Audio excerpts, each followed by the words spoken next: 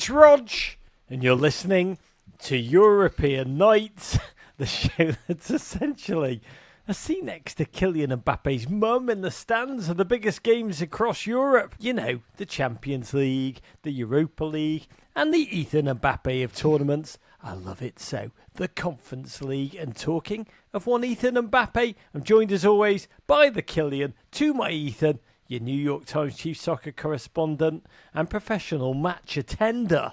It's Mr. Rory Smith. Is that parallel based on the fact that I regularly demand greater recompense or threaten to leave? Is that what makes me a Kylian? I think it's just more skills, natural skills, innate skills worked hard on the training ground in the suburbs. You know, the fact that occasionally I'll just randomly go for dinner with the president of France.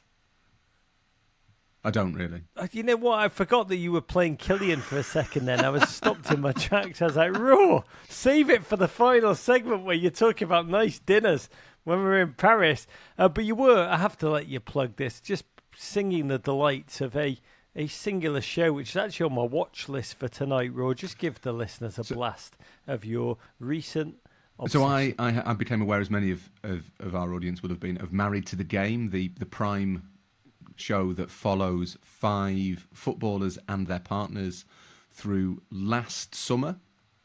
And I watched it with my wife, who, it's fair to say, thinks that the wives come out of it looking extremely good, particularly as they all seem extremely tolerant of their not entirely glowing partners. Emotionally available, is that the word? So I'm biased. Ilkay Gundogan, I know a little bit. He's in it, and Ilkay is a lovely, lovely man. So Ilkay is beyond reproach. James Tarkowski, obviously, this is a podcast that is pro James Tarkowski, pro the causes of James Tarkowski. Yeah, by the way, shockingly, I didn't know this. I knew a lot about the show, and about Matt Turner's in it. What Matt Turner? Why he went in this show?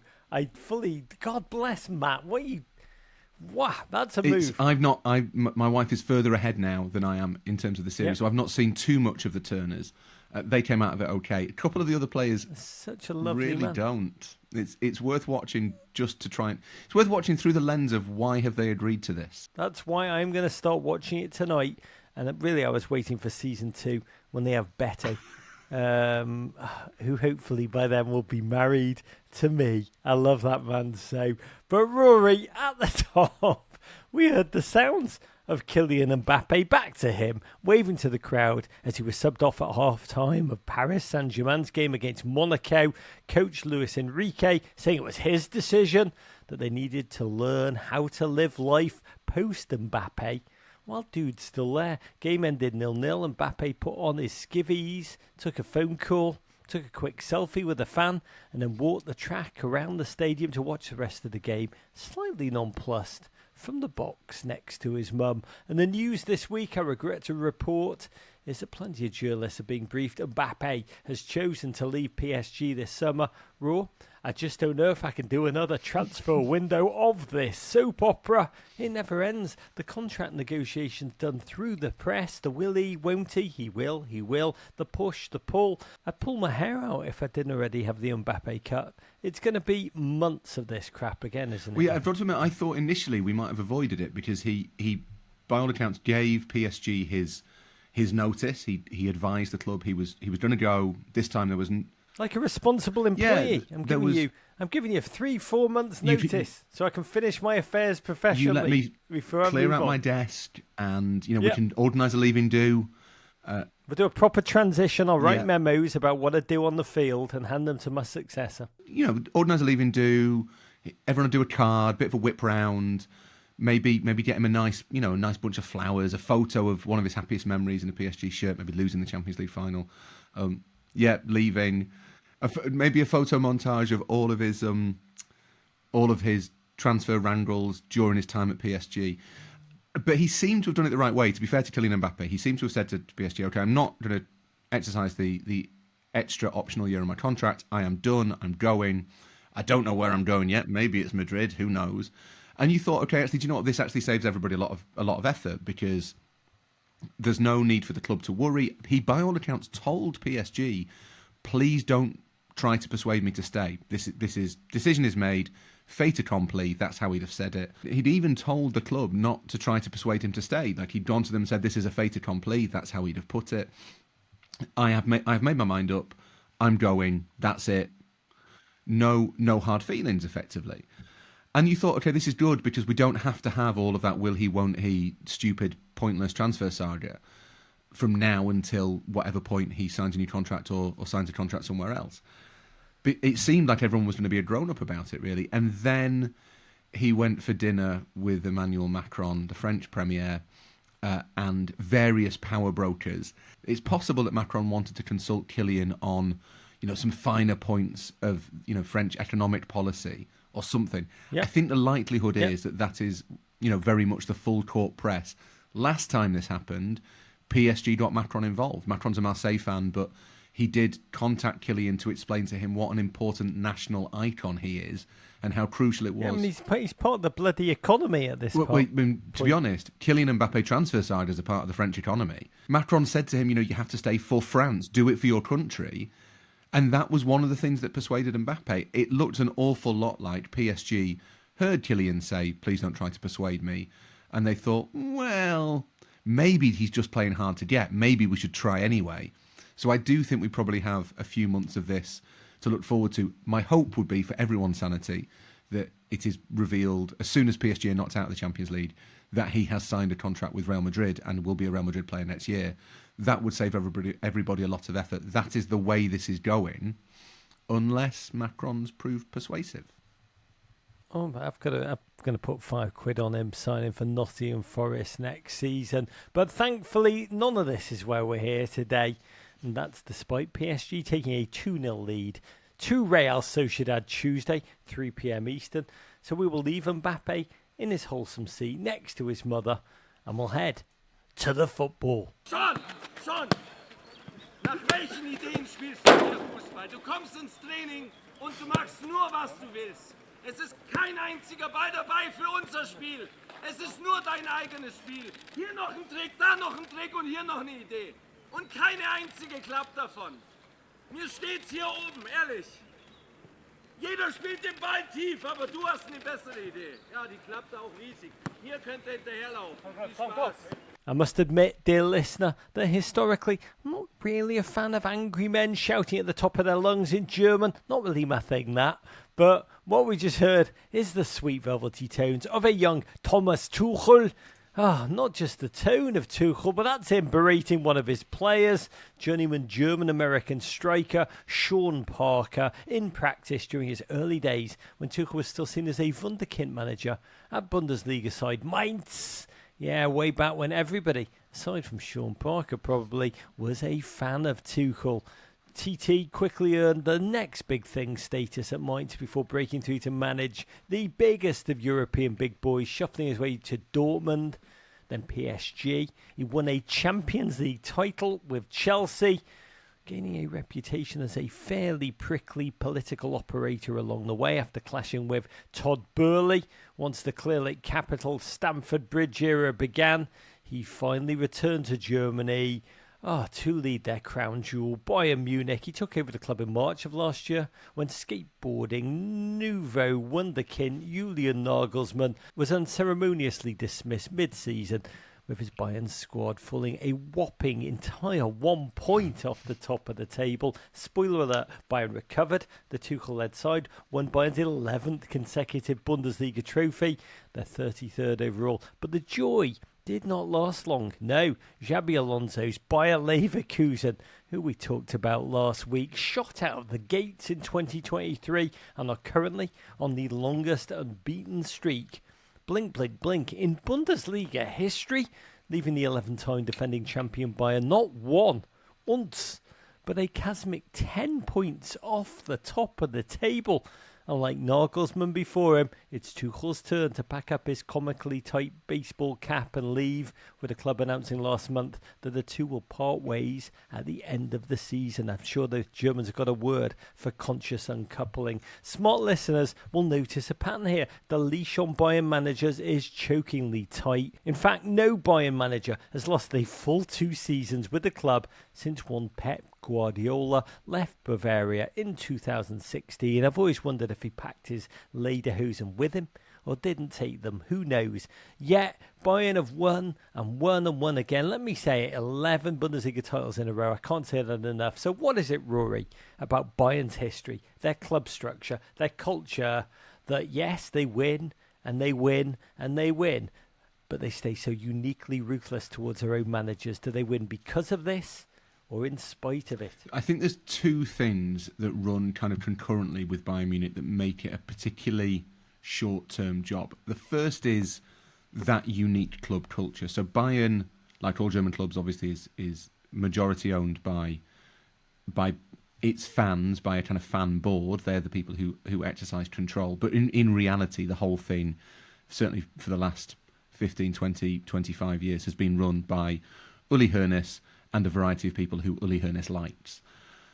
And that creates this strange environment where you have this super club that expects to win, that has impossibly high standards, that will only accept the best, but also kind of wants people who might quite fancy having a pint with Uli Hoeneß and who can spend time chewing the fat with Karl-Heinz Rummenigge, another of the sort of great players from the club's history, who's now a major power broker in Munich.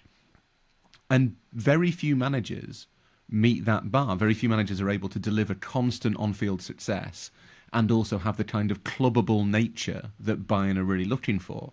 And that's exacerbated by the fact that around those power brokers, Hoeneß, Rummenigge, the various others around the board, there are lots of factions fighting for power and influence. They want their own candidates. They might take against certain managers or want to promote certain ideas within the club.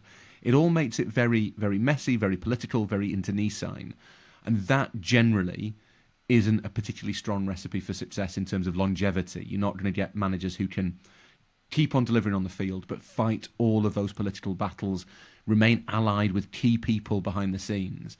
It's a very difficult place to manage. Similar in that sense, really, to Barcelona, where Johan Cruyff coined that term entorno to mean the kind of environment of lobbyists, advisors, politicos who surround Barcelona's presidency and the machinery of power at Barcelona. The second thing that kind of makes Munich particularly difficult now is that they always win the Bundesliga. They are one of those teams who have created this situation where winning the title no longer really counts as success. Everything hinges on the Champions League, how you do in the Champions League. To an extent, they might take into account, have they won the title well? Are they playing good football? Has it been convincing? But generally, they're just expected to win the title and they don't really count it. They have to win the Champions League, and they have to win that convincingly as well. And that, I think, ultimately creates a bar that no manager can realistically meet. Hansi Flick won the Champions League, and then the minute it looked like he wasn't going to win the Champions League, he got sacked. There's no standard you can meet that will permanently keep Bayern Munich happy. And to an extent, that is a situation of their own making. They've created this environment where you have to win everything all of the time, or that's it. So in those circumstances, you can only have short-term managers. You can't have long-term success. You've got to be able to manage up, and you've also got to be managed down, which so few managers in this game, not named Carlo Ancelotti, are able to pull off. This is Ned Stark in King's Landing level intrigue. And so, I mean, let's go a little deeper. Snap on our latex gloves. Let's dissect Tuchel's tenure while it's still vaguely warm. The trouble started almost immediately last year. Tuchel lost 3 of his first 7 games after taking over mid-season. There was a dressing room fistfight, and I just know the Germans have a word for that. A fistfight that specifically takes place in the dressing room between teammates. It was one actually between near-human anagrams Sadio Mane and Leroy Sané, following a drubbing against Manchester City in the Champions League. And though Tuchel righted the ship, winning 5 of the last 6 league games to overcome Dortmund and claim the Bundesliga trophy just at the last, the brass that hired him, that would be Bayern CEO Oliver Kahn and sporting director Salihamidzic, were fired by the club board just minutes after the season ended, while the team was still celebrating their title on the pitch. That's cold. And things didn't get easier from there. There were reported disagreements between manager and the board over the composition of his quickly aging squad. This is the team still over-relying on 34-year-old attacking improviser Thomas Muller, 37-year-old goalkeeper Manuel Neuer, their major summer signing, that would be 30-year-old Harry Kane. This is not to absolve Tuchel of responsibility. The team is, as I mentioned, 10 points back. They've won only one of their last 5 games, which is hard to fathom. This is Bayern Munich. They even got trounced by league leaders Leverkusen 3-0 in a must-win before an embarrassing loss to Lazio in the Champions League. But Rory, help us understand what specifically and exactly went wrong for Tuchel at Bayern, and how will history remember the Tuchel stint in Probably Munich? not especially happily. I mean, they did win the Bundesliga title, as you say, but it's hard to imagine any team winning a Bundesliga title. It's hard to imagine a team winning a title in less convincing circumstances, to be perfectly honest. They won it because Borussia Dortmund, and I don't like using this word, choked in the last game at home to Mainz. They needed to equal or better Bayern's result the same day to confirm a title that I think most people would agree they probably deserved. And they didn't. They went 2-0 down, they got a late one back, and they fell at the last. Bayern won the title by default. There was very little glory in that, particularly by Bayern standards. The issue with Tuchel seems to have been his desire for control over the players. Thomas Muller, I thought, gave a really interesting answer a few weeks ago after the Leverkusen game, when he was asked to explain the difference in not just style of play, but the kind of sense of joy that Leverkusen are playing with compared to Bayern. And he said, look, they play with some freedom. Not everything is automated. Not everything is according to instructions. And that's the sort of manager Tuchel's always been. He wants players to know exactly where they're going to be, at exactly what time, at exactly what speed, when the ball is in any particular area of the pitch. Everything is learned by rote. Everything is drilled. Everything is pre-planned.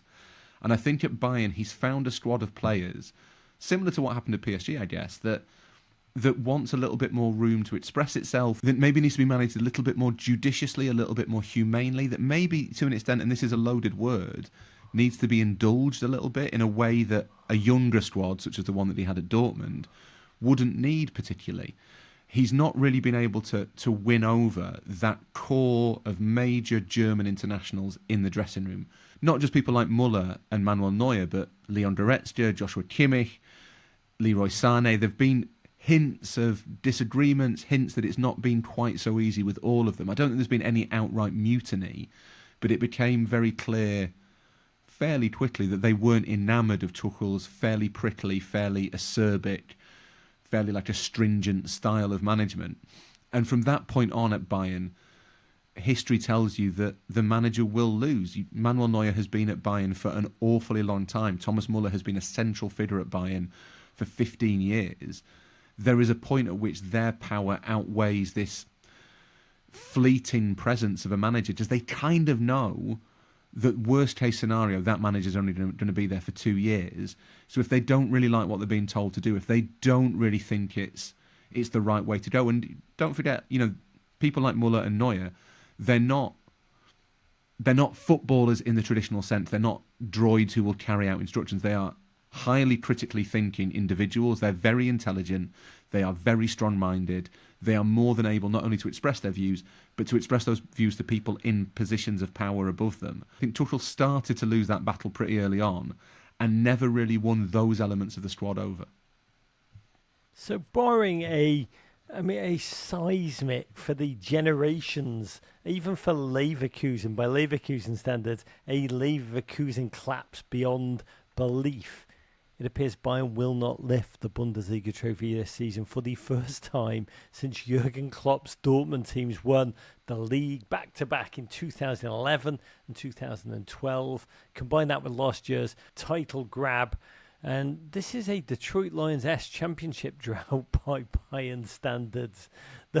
The managerial tumult at Bayern seems to have reached some sort of breaking point right in this moment. Bayern chairman Herbert Heiner acknowledged after Tuchel's leaving announcement, "We have placed 3 coaches in a not so long time frame." I'm not sure if this is actually how Herbert Heiner speaks, but it's my only German accent. "We want to work with a coach for the long haul." Shock, horror. But as for Tuchel, he's become equally renowned for his interpersonal conflicts.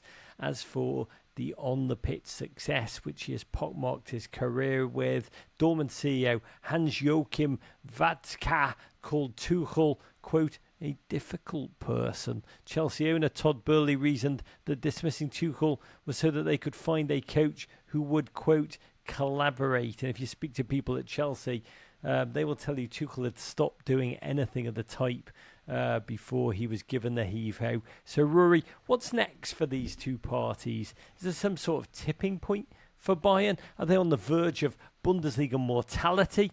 And for Tuchel, is he set for another 18-month luxury job, or has he clashed his way out of future big opportunities? There's definitely a red flag over Tuchel now, I think, that clubs would be cautious of his reputation, which actually doesn't kind of marry up at all with Thomas Tuchel the person, who's very funny, very personable, really bright, quite charismatic. It's really hard to think of Tuchel the person being the Tuchel that you hear about, but there's the stories from Dortmund particularly, where he was working with Sven Mislintat, the club's then director of recruitment, who like Tuchel was kind of a wunderkind in his field, and yet relations between them got so bad that I think they were passing messages to each other through third parties. They refused to speak to each other.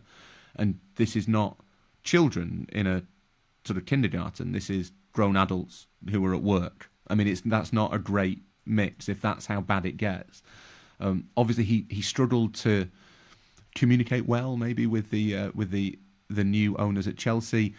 Subsequent evidence would suggest that maybe Tuchel called that one right. Hard to say. I think that he will struggle a little bit to get that top rank of jobs, but at the same time, he's a European Cup winner, he's a Bundesliga title winner, he's a French Championship winner. He has a CV that keeps him competitive. So if you were, for example, one of the really super teams that isn't that well run, Barcelona, Manchester United, Thomas Tuchel would be on your list without a shadow of a doubt. I actually think Bayern's situation's more interesting. They're obviously going for Xabi Alonso. He's their first choice. And if they don't get him, there are a couple of other relatively compelling candidates. Sebastian Hoeneß, who's done brilliantly at Stuttgart this season, young, up-and-coming German coach of that, obviously, like pressing, Rangnick, Red Bull school. Also, conveniently, Uli Hoeneß's nephew, that probably helps. Might not help him take the jobs. I think he'd be wary of the impression of nepotism. It wouldn't be nepotism. He's a legitimate contender. But it's a risk because he is still very young. And the other one they've been linked with is Arne Slot, the Feyenoord manager, who's done a great job at Feyenoord for the last 3 years, really. Has that little bit more kind of background, that greater history, that longer sleeve of experience. That might be an option as well. But the other thing that's really significant with Bayern is that not winning the Bundesliga title this season is actually quite good for them. Karl-Heinz Rummenigge said this week that it's not a drama for Bayern, it's not a tragedy that they've not won the Bundesliga, that they couldn't do 12 in a row. They should be grateful that they've done 11, and then they should set out next year to make sure that it doesn't happen again, which is a really mature and responsible way of looking at it. But you do wonder whether missing out on the Bundesliga title might make winning the Bundesliga for the next couple of years the club's priority on some level. It might make it an achievement worth recognising, an achievement worth celebrating, an achievement worth aiming for, rather than the standard kind of low-hanging fruit. This is a pass mark to win the Bundesliga, if that it's become in the last few years. And that should actually stand, whoever comes after Tuchel, whether it's Alonso or Hoeneß or Slot or someone else, that should stand them in good stead, because your first task as Bayern manager next season will be to win the Bundesliga title back. Winning the championship had lost all meaning at Bayern, because they've done it so frequently. The fact that it now has meaning probably works in everybody's favour. As that famous German singer Joni Mitchell used to sing, don't it always seem to go that you don't know what you've got with the Bundesliga title until it's gone. Won't somebody think of poor Harry Kane in all of this? Tune in Tuesday, 3 p.m. Eastern Time, to watch Tuchel shout angrily in German. That's a good sell. As Bayern try and avenge their first leg defeat against Lazio in the Champions League tomorrow and keep Harry's dream of a silverware in his first season in Germany alive. And also on Wednesday, a pair of games kick off simultaneously, 3 p.m. Eastern. Manchester City take a healthy 3-1 lead over Copenhagen back to the Etihad Stadium. And Real Madrid also protecting an early away advantage, 1-0 over RB Leipzig. And honestly, Rory, all I want to do is hear you talk about football for the rest of my life. That is it for this week. We will be back on Wednesday live with you, dear listeners, on YouTube. Come and be with us on the Men in Blazers YouTube page. Post-game, Manchester City shocked and dropped in Europe by the Copenhagen boys, getting revenge for Højlund. It's going to be magnificent. Come join us, ask us anything about football, about life, about defunct brothels. Rory will take all of your questions. And Rory, if you were just a few years younger and also a football manager and also good, you'd be my second choice just behind Xabi Alonso if I owned a club. A lot of ifs in there, but I want to make that clear so it's not hanging over us. I was under the impression that when you first came up with this podcast that Xabi Alonso was the first person you asked, understandably. And when he said no, you came to me. I would happily be Xabi Alonso's deputy in basically any sphere of life. Oh my God, that rumour is out in the streets. I did do a test episode with Xabi, but he just kept leaning into the microphone and just saying, it's the game, innit? It's part of the game. Yeah, don't get Riyad Mahrez on a podcast. It would not work. Yeah, it'd be amazing in its own bloody way. As always, I've got to say, it's a true delight to share this time with you. Should we do it again, say in 1 week's time? Let's do it again in 1 week's time. That seems ideal. On Wednesday was God, I'm blowing my own promos at this point. Rory, same time next week. We'll be here also on Wednesday in your pod feed. Until then, as they say in Portugal, corregem!